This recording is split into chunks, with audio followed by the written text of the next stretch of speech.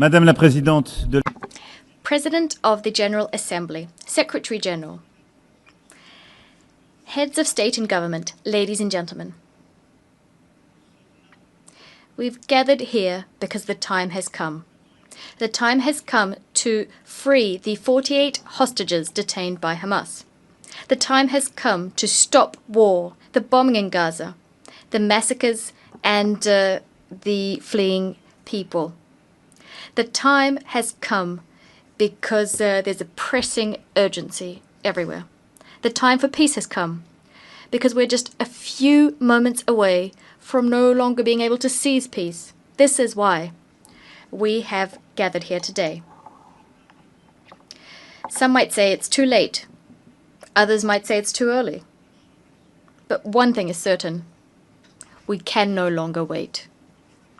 In 1947, this assembly decided on the splitting of mandatory Palestine across two states, a Jewish state and an Arab state, thus recognizing the right of each of them to self-determination. The international community granted to the state of Israel at last fulfilling the destiny of this people after millennia of roaming and persecution, and Israel founded a beautiful democracy there.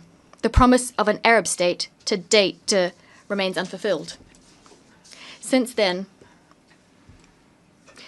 there's been a long path of hope and despair intertwined, which Israelis and Palestinians have gone down, each in their own way. We have walked alongside them, each of us in keeping with our history and our sensibilities. But the truth is that we bear a collective responsibility for, to date, having failed to build just and lasting peace in the Middle East. This is what became evident to us on the 7th of October 2023, when the Israeli people suffered the worst terrorist attack in its history. 1,224 men, women and children killed, 4,834 men, women and children injured, 251 men, women and children taken hostage. The cruelty of Hamas and all those who collaborated in this massacre dumbfounded Israel and astounded the world. The 7th of October remains an open wound for the Israeli soul and for our universal conscience. We condemn it unequivocally because nothing, never, nowhere can justify having recourse to terrorism. Minds go out and hearts go out to the victims and their families. We've expressed our compassion to all Israelis and first and foremost demand for all hostages still held by Hamas to be freed unconditionally.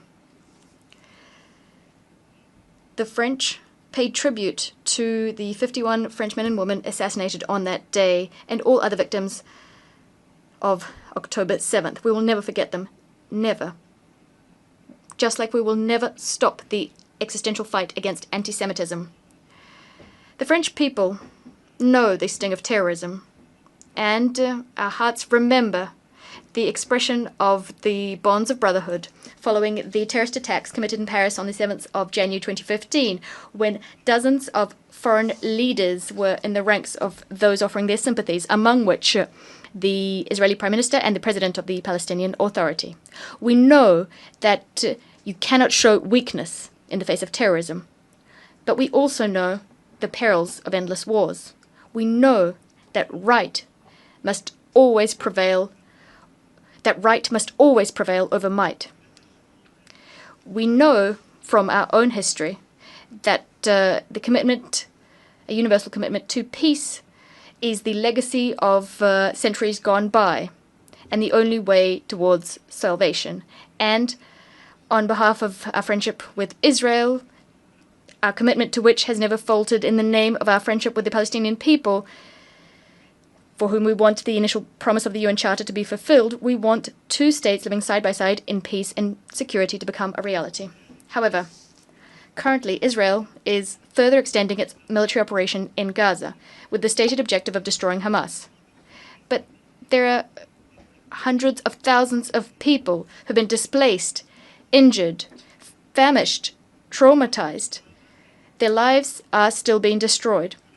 Although Hamas has been considerably weakened, and despite the fact that negotiations on a permanent ceasefire are the surest means of ensuring the release of hostages, nothing justifies the ongoing war in Gaza. Nothing. On the contrary, everything compels us to definitively end it, since we didn't do it earlier. We must do this to save lives.